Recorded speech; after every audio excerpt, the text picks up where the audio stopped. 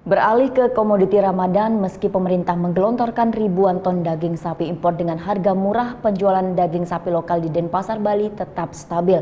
Warga lebih memilih sapi lokal karena sudah terjamin kualitas dan halalnya.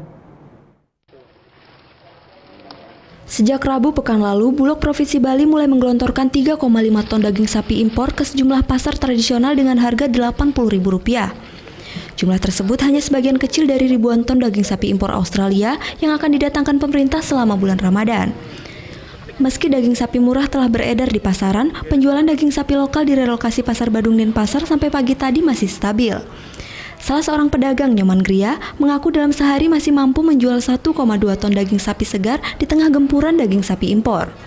Saat ini, harga per kilogram daging sapi lokal untuk bagian khas dalam masih Rp125.000 per kilogramnya. Sementara untuk khas luar Rp115.000.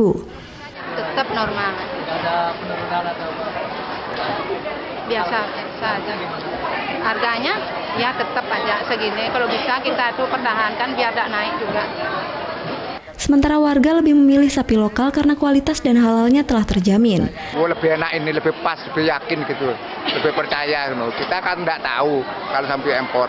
Halal enggaknya itu kita akan masih meragukan gitu loh.